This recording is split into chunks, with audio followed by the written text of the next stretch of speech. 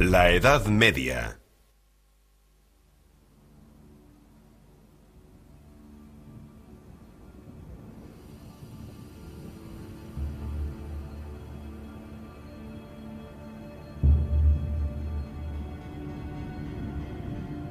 Castillos, asedios y conflictos.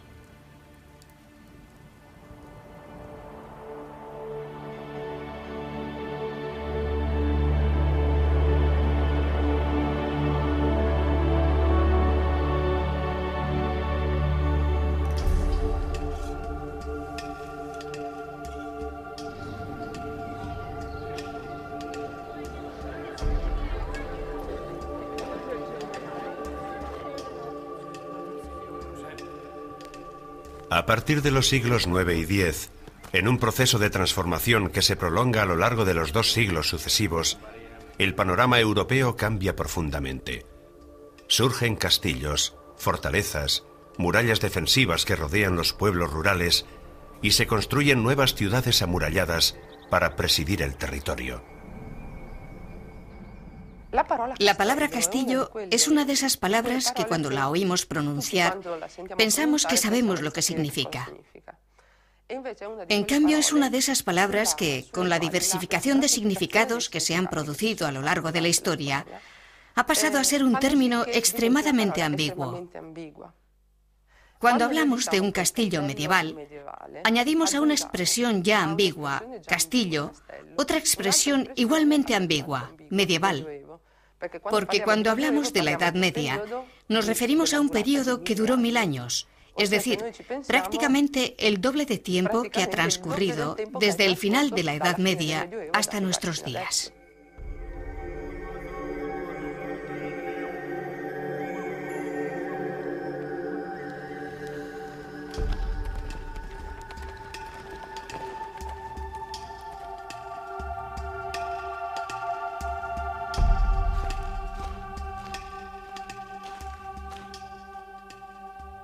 La difusión del sistema feudal y la consecuente reestructuración local del poder hace que los castillos sean los nuevos puntos de referencia sobre el territorio.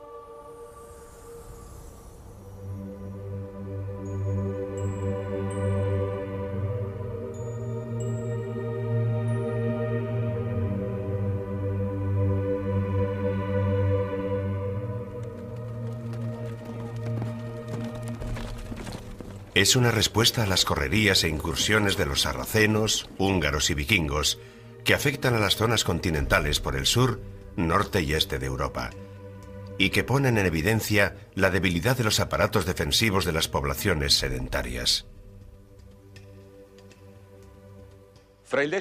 Entre los siglos X y XI, toda Europa se halla bajo un fenómeno común que se ha denominado las últimas invasiones. Es decir, los vikingos del norte, los sarracenos del sur y los húngaros del este. Para Europa, esto supone una transformación del paisaje, porque el paisaje europeo se cubre de castillos, de estas estructuras que a menudo están fortificadas con materiales bastante sencillos, como la madera o simplemente con piedra y mampostería. Pero después, progresivamente, adoptan aspectos más sofisticados.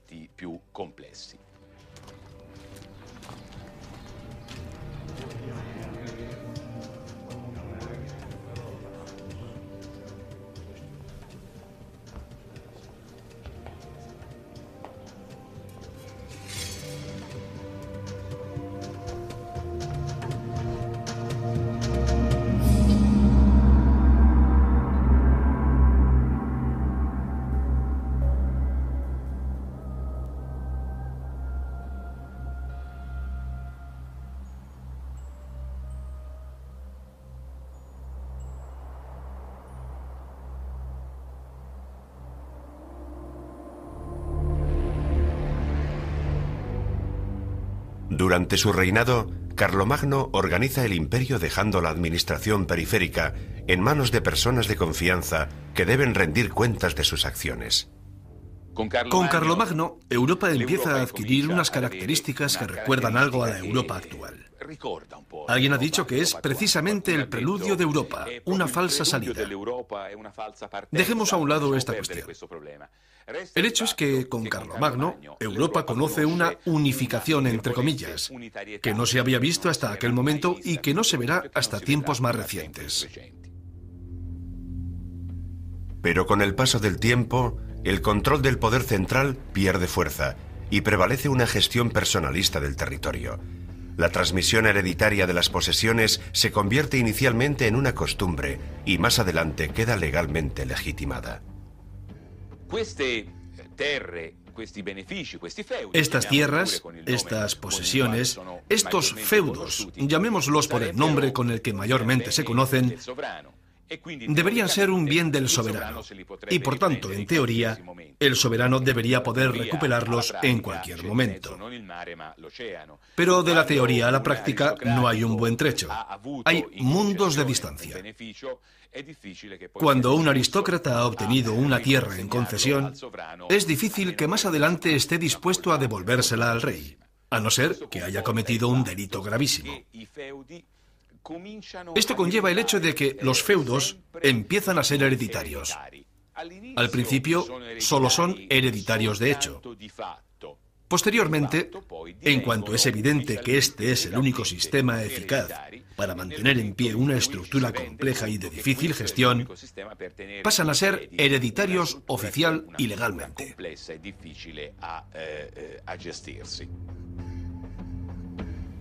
El sistema feudal, en el que un vasallo ofrece a un señor su propia fidelidad a cambio de protección y tierras, se extiende y cada vez está más organizado. Se crean estructuras jerárquicas muy complejas, con frecuencia entretejidas, que tienden a convertirse en autonomías y a dejar de estar sometidas a una autoridad superior. De este modo, muchos señores laicos, pero también muchas autoridades eclesiásticas, adquieren un gran poder, a cuyo servicio se presentan grupos de caballeros fieles. Glorifico a mi Señor. Me he encomendado a vuestra piedad, y vuestra benevolencia me ha concedido poder confiarme y unirme a vuestro derecho. Y así lo he hecho. Por esto yo podré serviros y bien merecer. Y mientras yo viva, deberé prestaros mi servicio y debido obsequio de un hombre libre. Y no podré sustraerme de vuestra potestad y derecho durante toda mi vida.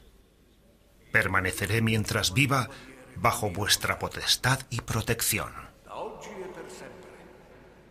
Ci possiamo chiedere se questi feudi fossero rigidamente sottoposti al potere. Podemos preguntarnos si estos feudos estaban estrictamente sometidos al poder del rey o si por el contrario tenían cierto nivel de autonomía.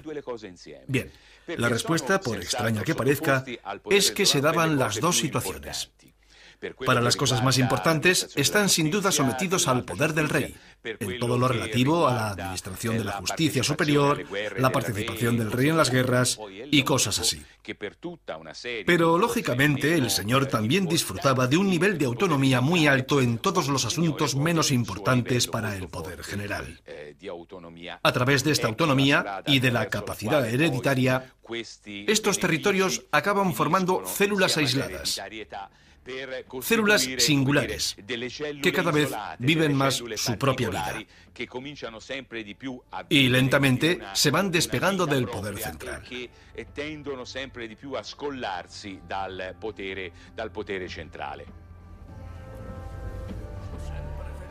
Las unidades mínimas en las que la sociedad se organiza son por tanto los señoríos rurales, que ya no solo representan una forma de organización de la producción agraria. En ellos, el señor se convierte en punto de referencia de la gestión concreta del poder, desde el ejercicio de la autoridad judicial a la organización de la defensa militar, de la recaudación de impuestos a la explotación de algunos monopolios, como por ejemplo el control de las aguas, pero también el uso del molino y del horno. Y le hemos dado y le damos con estos presentes el pleno poder, autoridad, facultad y capacidad de tramitar, acordar y ejercer el cargo de los mencionados negocios, sean cuales sean que puedan surgir y surjan en este nuestro reino, poblaciones, tierras y señorías.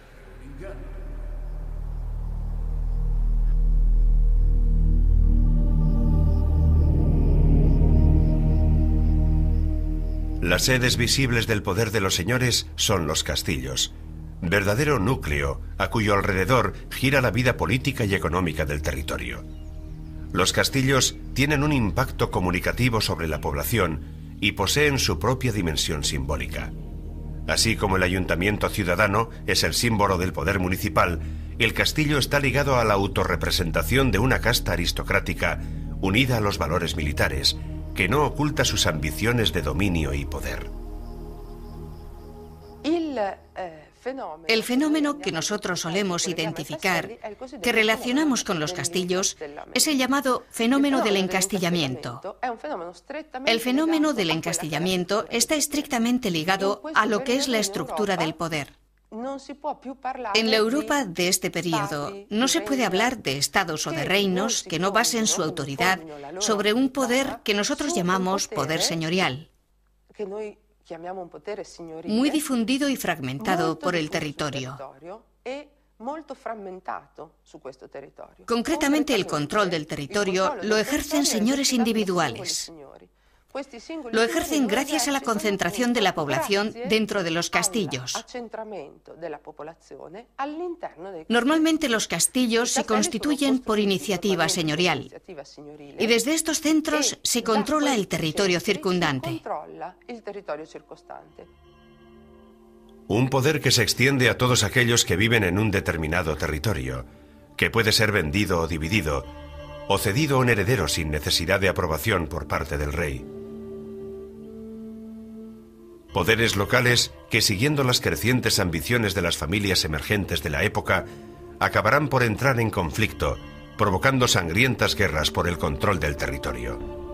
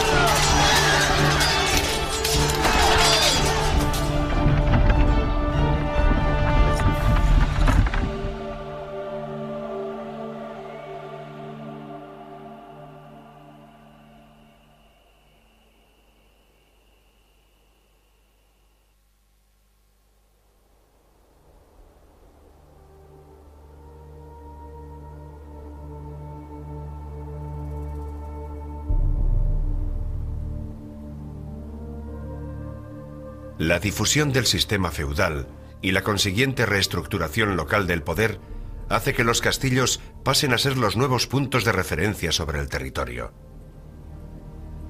El castillo es una estructura que encuadra el territorio y representa una señal visible de autoridad, un punto de fuerza que crea las condiciones para el ejercicio efectivo del poder. Se divisaba casi entero el recinto de las antiguas murallas, todas con almenas adornadas, a cada paso interrumpidas por torres cuadradas, con sus saeteras a los lados, con un imponente castillo sobre una peña y con las cataratas de hierro en la puerta mayor. Originariamente el castillo es una estructura defensiva, pero también desempeña una función residencial. Como sede de las escasas guarniciones militares comandadas por un castellano, como refugio para los campesinos en caso de incursiones, o como paso de un ejército por los territorios circundantes. Tenemos algunos documentos muy claros, muy explícitos, en los que se habla de miedo a los paganos y a los malos cristianos. Es decir, se puede necesitar protección porque llegan poblaciones extranjeras, pero también, o tal vez, sobre todo, Porque en Europa también hay malos cristianos. Hay unos señores que están en guerra entre ellos por conquistar incluso pequeñas parcelas de territorio. Y por desgracia, como casi siempre en estos casos, es la población rural la que padece la violencia recíproca de estas personas.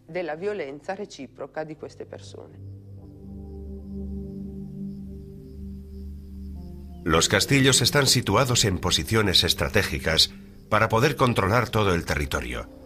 Por este motivo a menudo están aislados, en altos que dominan amplias zonas, o también se construyen cerca de los ríos o protegidos por terrenos pantanosos. En el territorio podemos ver efectivamente castillos de este tipo que se yerguen sobre zonas elevadas y dominan zonas de paso estratégicas más que valles enteros. Gracias a su posición estratégica, estos castillos se han conservado a lo largo de los sucesivos señoríos porque son útiles para el control de determinadas zonas clave desde un punto de vista comercial, vial o simplemente militar. En un principio, la muralla defensiva estaba construida con empalizadas de madera. Con el tiempo se compone de muros de piedra reforzados con torres cuadradas o redondas, dispuestas a distancias regulares a lo largo de todo el perímetro. En esta época los castillos tienen una técnica de construcción pensada para una elevación vertical muy alta y la presencia de numerosas torres de cortina para sostener estos muros verticales. Las murallas pueden incluso ser más de una. Una exterior, dotada de un adarve por el cual los soldados hacen su ronda, vigilan los alrededores y defienden el castillo de los asaltos enemigos. Cuando la escala enemiga se dirige hacia un muro no reforzado exteriormente, y por tanto menos eficiente, la defensa se activa, bien sea proporcionando una concentración preventiva de fuerzas tras las almenas, o reclamando ayuda a través de las líneas internas por el camino de ronda, de un ancho igual al espesor del muro inferior. Estos tránsitos están protegidos por atalayas de madera, en las que se abren trampas desde las que se puede arrojar diverso material a los soldados atacantes que intentan trepar la muralla. Estrechas saeteras permiten atacar al enemigo con armas de disparo, como las ballestas, arcos de precisión y hondas. Las imponentes almenas recorren toda la circunferencia de la muralla. Son elementos defensivos y a la vez arquitectónicos. Su perfil es con frecuencia el emblema de una estirpe. Su presencia confiere al castillo medieval un aspecto de fortaleza inexpugnable.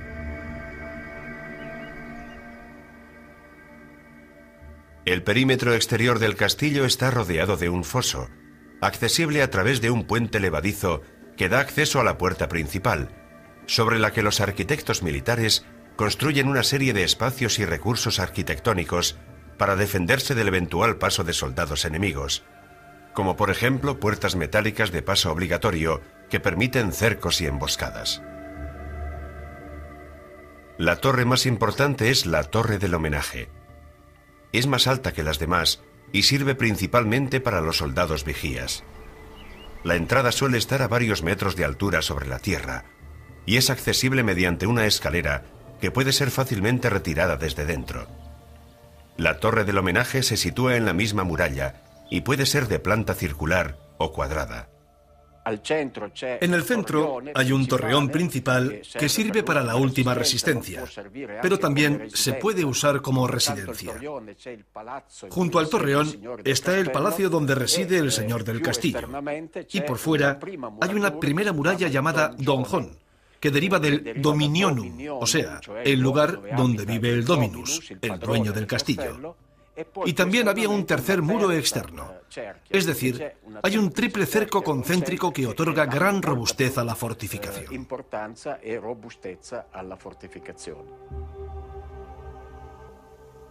Con el tiempo, la residencia señorial interna del castillo se convierte en un verdadero palacio. Las estancias del señor suelen estar en la parte superior, a partir del segundo piso. En cambio, las plantas inferiores están ocupadas por el cuerpo de guardia y las guarniciones militares. Además del palacio, intramuros también hay escuderías, perreras, establos y otros espacios para el ganado. Pozos y cisternas para recoger el agua de la lluvia, el horno, diversas viviendas y locales utilizados como almacén y depósitos de armas y víveres. Hay más locales destinados para la defensa de la muralla y para atender a los heridos. En el subsuelo hay despensas y estructuras para depósito.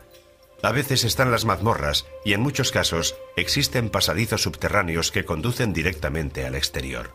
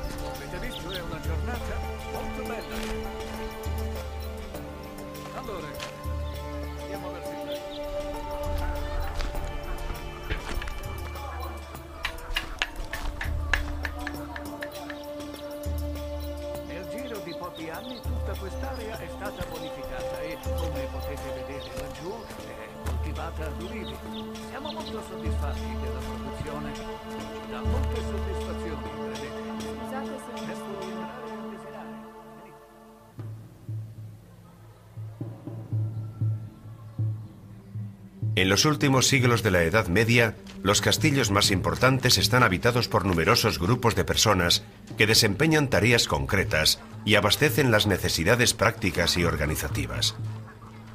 Es casi un pequeño pueblo autosuficiente y muy organizado a nivel interno.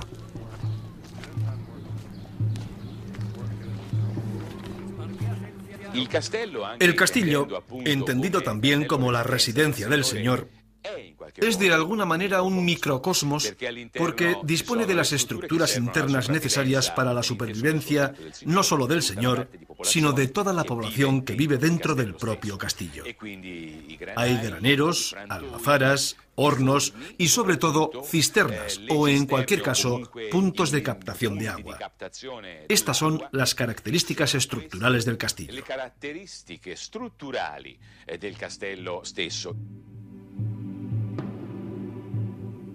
El señor del castillo siempre tiene muchas cosas que hacer a lo largo del día. Comprueba que sus hombres lleven a cabo las órdenes impartidas. Discute con sus colaboradores más estrechos los asuntos políticos y militares. Resuelve las cuestiones judiciales, administrativas y financieras. Participa en los servicios religiosos. Controla que todo lo que forma parte de la compleja vida del castillo se lleve a cabo de manera ordenada y eficiente. De mente perspicaz, flexible y de amplias miras, aborda con ahínco los problemas agrarios, industriales, económicos y cultiva las ciencias filosóficas y la cábala. Hombre de armas valeroso, con una ambición sin límites, cuya audacia no conoce obstáculos, no escatima en medios. Desde joven se impone una meta que alcanza con tenacidad, constancia y fuerza de voluntad. Esta meta es la fundación de la casa propia sobre cimientos que jamás se estremezcan o se derrumben, más importante, más magnífica y más poderosa que cualquier otra en el reino.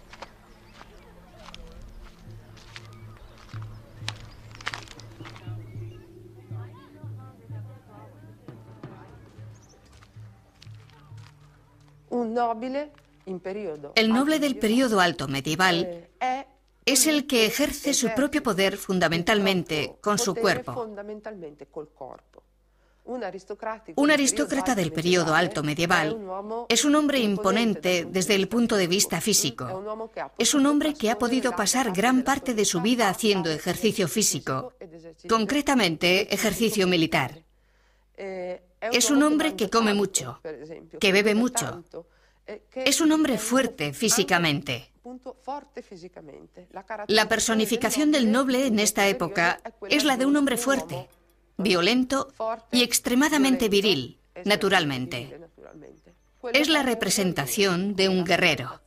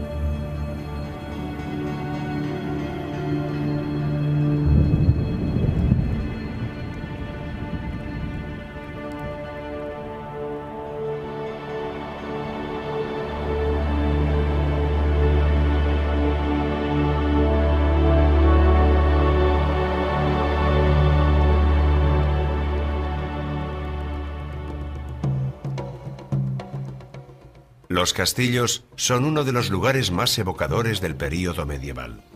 La vida que se desarrolla en su interior transcurre entre las tareas cotidianas, encuentros entre caballeros para definir estrategias militares y políticas, partidas de caza y banquetes con abundante carne de caza.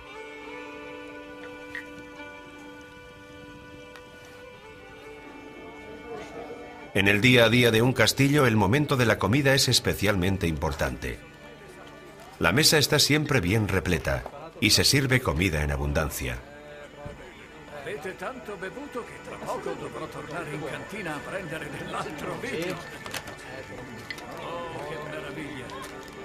Volete giocare un po'? La fortuna vi arrida allora. Finalizada la comida, que puede durar varias horas, algunos se divierten bailando.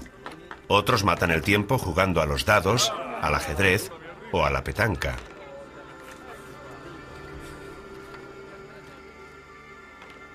En cambio, las mujeres y las doncellas se dedican a labores como hilar, coser o bordar, amenizando la tarea con canciones y relatos.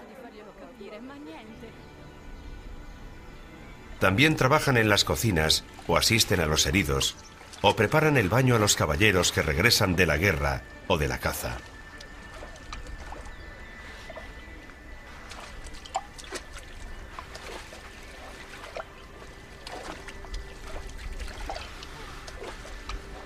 Para los acontecimientos especiales, como por ejemplo una fiesta, la llegada de huéspedes importantes, una boda familiar o la investidura del hijo como caballero, el señor también organiza opulentos banquetes.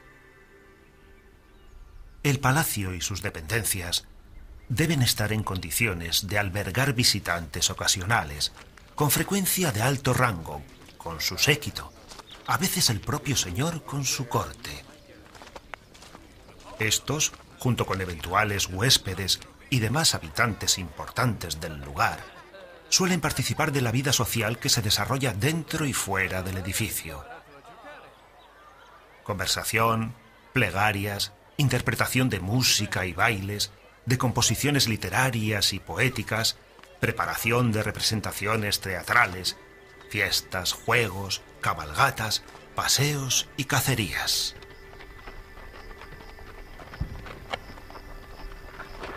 Entre los pasatiempos favoritos del señor se encuentra la caza, que requiere muchas personas bien equipadas y tiene como función principal la de mantenerse en forma. Al mismo tiempo supone una actividad útil, matar a los animales salvajes y peligrosos que merodean por las cercanías y suministrar carne para los frecuentes banquetes.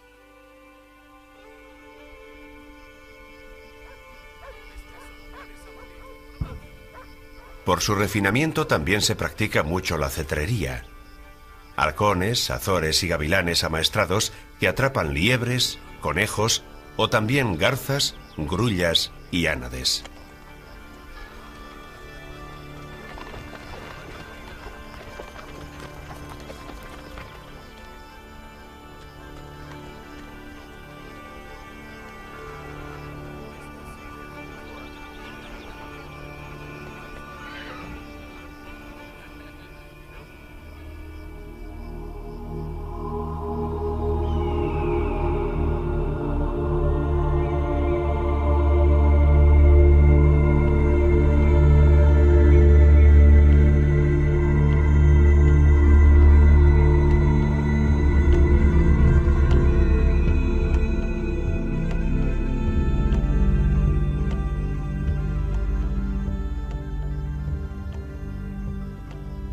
Una vez que llevan su presa a tierra, los perros les ayudan a rematarla.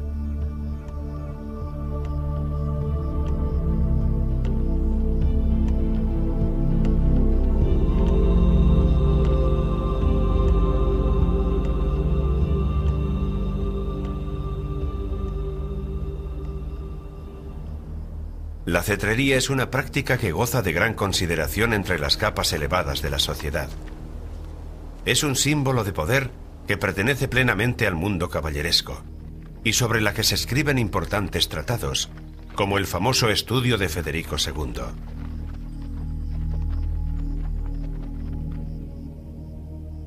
La primera ambición de cualquier cetrero debería ser la de poseer aves de presa adiestradas por él mismo, gracias a su capacidad de comprender lo que desean y de qué manera lo desean.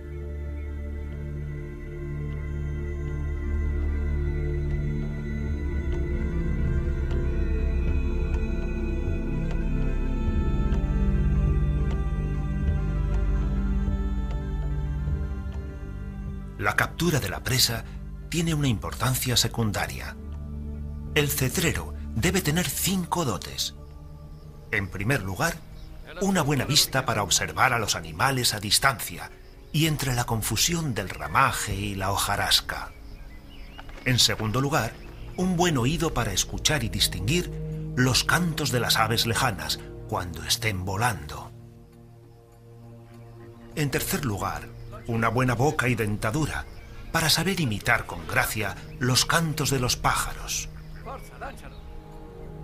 En cuarto lugar, buenas piernas para caminar y de vez en cuando correr por lugares de difícil acceso.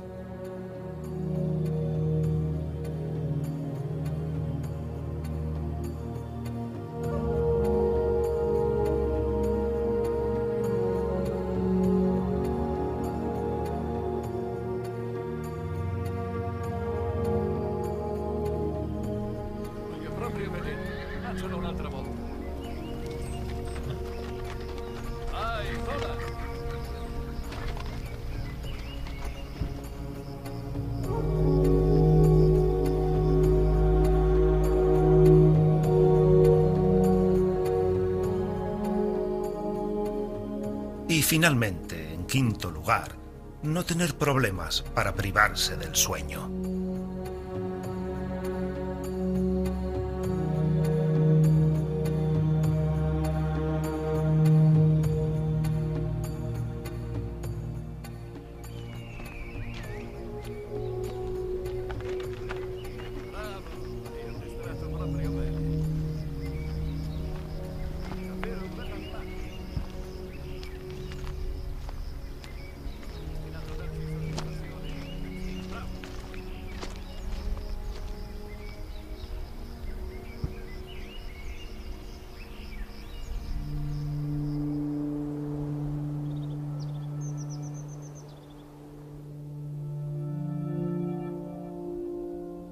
La guerra afecta a la vida en el castillo, de tal modo que los caballeros que en él viven están constantemente ocupados en ejercicios para mantenerse en forma y estar siempre preparados para cualquier contingencia.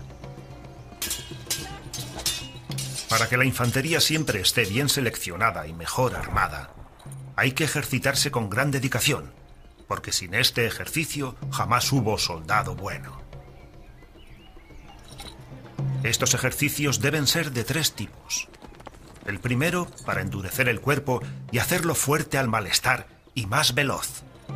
El segundo, para aprender a manejar las armas. El tercero, para aprender a acatar las órdenes al caminar, al combatir y al formar.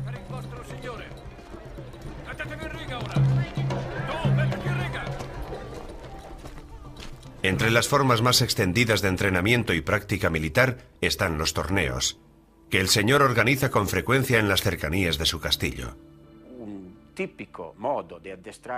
Un entrenamiento muy habitual del caballero que se impone en Francia en el transcurso del siglo XI y posteriormente se perfecciona es el torneo.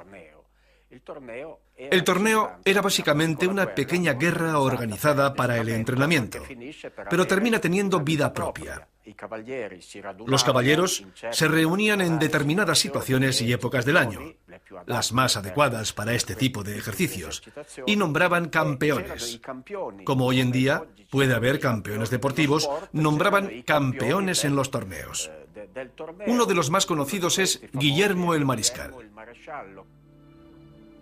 Se trata de acontecimientos capaces de reunir decenas de caballeros, atraídos por las posibilidades de ganancia real, pero también por la ocasión de exhibir sus propias habilidades.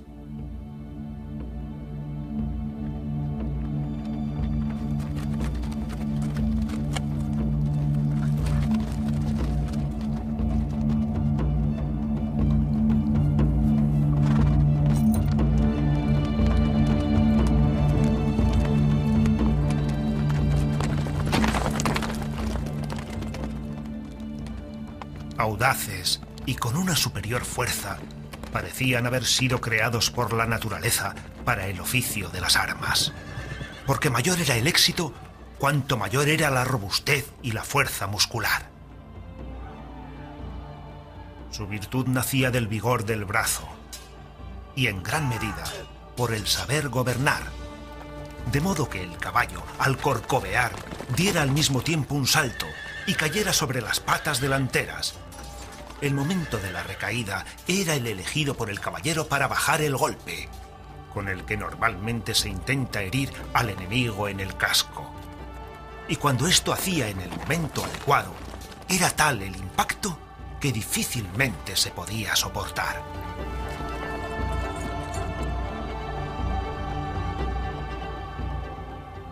Pero los guardianes que vigilan desde la muralla y los torreones no olvidan que este estado de paz puede cambiar de un momento a otro. Cuando se avista a un enemigo a distancia, todos los que viven intramuros saben que se viene encima la posibilidad de un largo asedio, destinado a traer hambre, sufrimiento y muerte.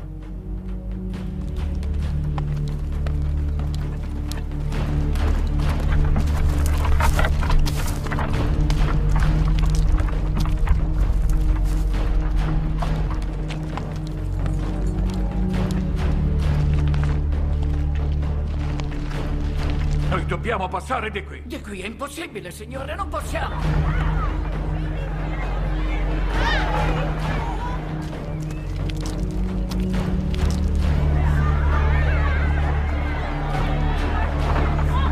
Io propongo di tergiversare. Aspettiamo ancora un po'. No, mio signore, dobbiamo agire in fretta. Vedete? La loro linea d'attacco sarà già oltre il bosco e noi non possiamo aspettare.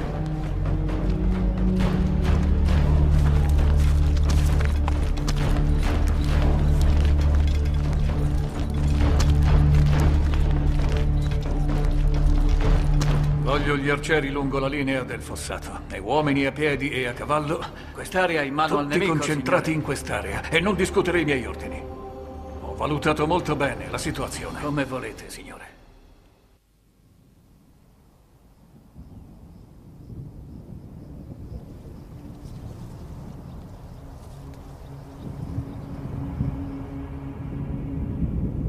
La modalidad de guerra más frecuente en la Edad Media es el asedio y el asalto a las fortificaciones defensivas, ya sean las murallas que protegen la ciudad o uno de los muchos castillos que presiden el territorio.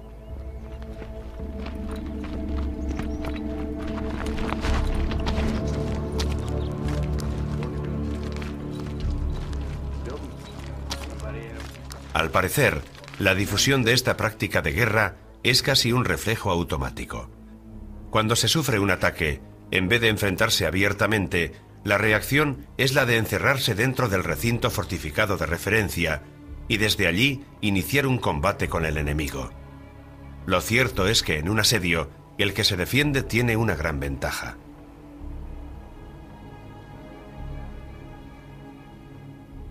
El hambre y la sed son las armas más temibles de los asediantes. En consecuencia, lo que hay que hacer, donde sea posible, es cegar o infectar, sumergiendo cadáveres en putrefacción, los canales y acueductos que suministran agua al recinto fortificado. En el caso de Tortona, en 1155, cuando Barbarroja asedia la ciudad, los habitantes tenían el suministro de agua fuera de la muralla. Estas aguas son envenenadas de manera que la ciudad se queda sin agua, y esto la obliga a rendirse en un breve periodo de tiempo. Además, es mejor que todo se desarrolle en los meses cálidos, cuando el agua se acaba más rápidamente, los fosos defensivos están secos y aún no se ha incorporado la nueva cosecha a las reservas de alimentos.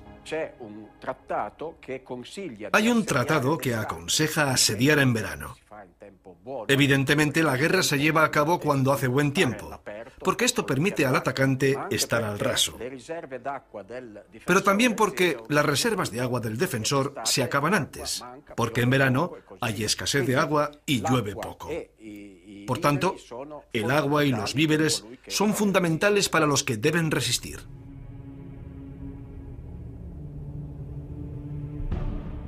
Los relatos de los cronistas narran heroicas resistencias por parte de los asediados, que una vez agotadas las reservas, con tal de no rendirse al enemigo, se adaptan a comer no solo cualquier tipo de hierba o planta, sino también caballos, animales domésticos o incluso ratas. En ocasiones, también cuero cocido o los cadáveres de los compañeros muertos. La sed también puede llegar a ser terrible. Terminan bebiendo la propia orina, el líquido de las letrinas o la sangre de los animales, con el consiguiente riesgo de contraer enfermedades o provocar epidemias. Todo esto con la esperanza, a veces cierta, de que llegue alguien del exterior para romper el bloqueo enemigo.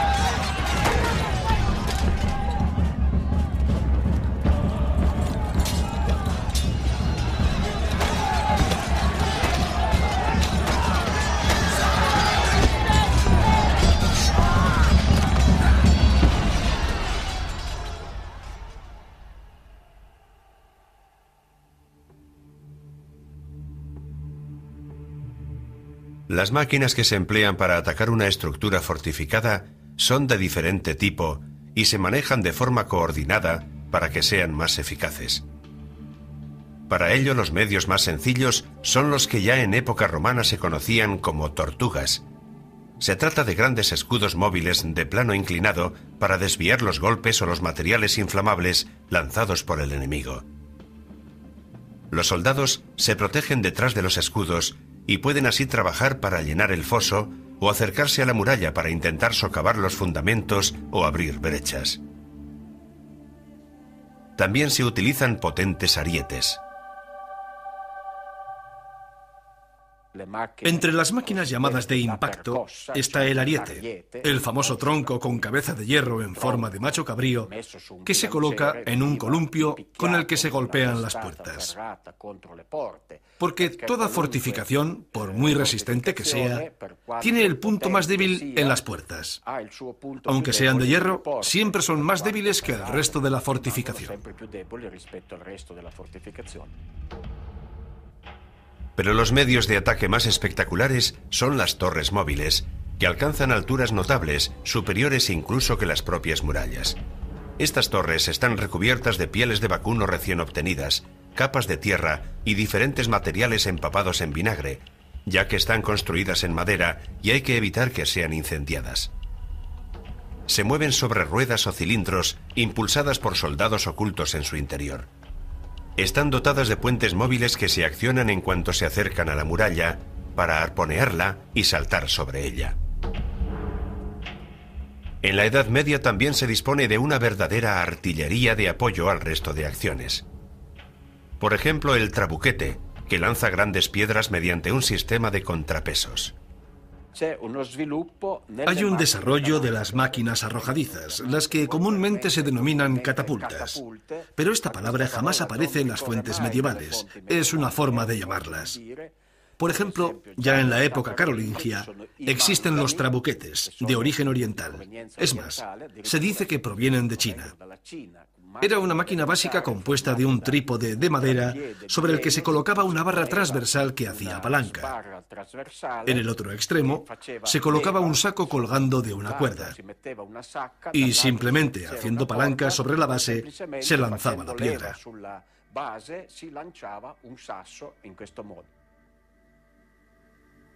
Los que se defienden, a su vez, desarrollan un conjunto de técnicas y estrategias. Cavan fosos muy profundos y llenos de agua. Añaden muros inclinados a la base de las murallas para hacer más fuertes y sólidos los fundamentos. Contra las máquinas arrojadizas disponen también de su artillería defensiva, colocada en torres y murallas. Debéis saber cómo la tierra y las piedras pueden ser fuertes o por naturaleza o por industria. Por naturaleza son fuertes aquellas que están rodeadas de ríos o pantanos, o que están sobre escollos o sobre un monte empinado. Porque las que están sobre colinas, que no resulten demasiado difíciles de subir, hoy son, respecto a la artillería o las máquinas, fragilísimas. Se construyen castillos cada vez más complejos, que se perfeccionan a medida que avanza la técnica de construcción con sillería o ladrillos. La piedra se astilla bajo los proyectiles lanzados por los atacantes. El ladrillo es más flexible. Por tanto, a menudo era más conveniente construir con ladrillos en lugar de hacerlo con piedra.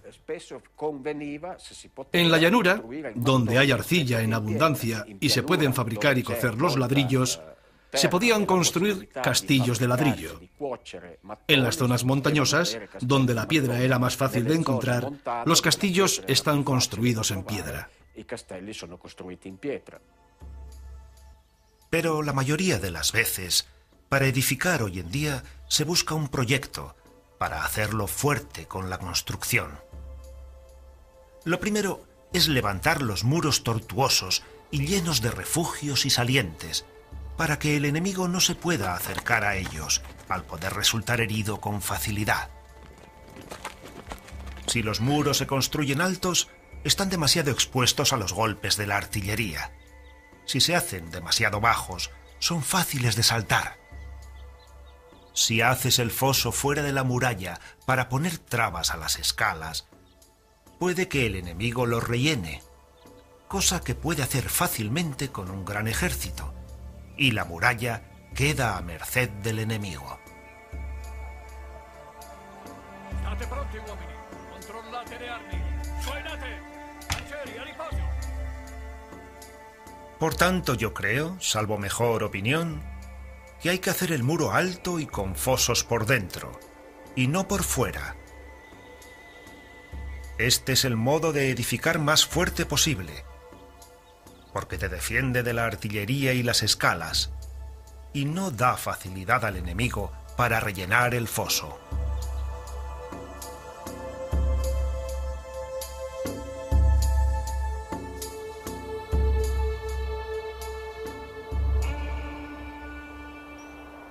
En el castillo, en su estructura, en su función, en su modo de situarse dentro del entorno natural, existe una referencia arquetípica, una unión con algo que pertenece a la universalidad de la experiencia humana.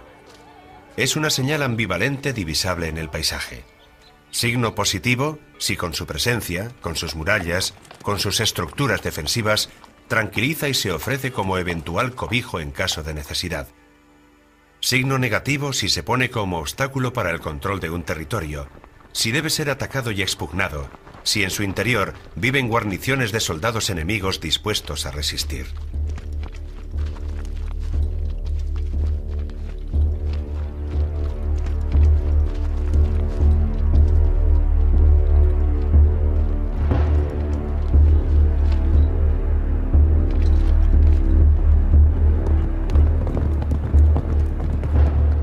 Pero el castillo medieval también nos ofrece múltiples rastros concretos, a su vez ambiguos: los gritos y el fuego del asalto, la sangre que salpica sus muros de piedra, el hambre que asola durante el asedio.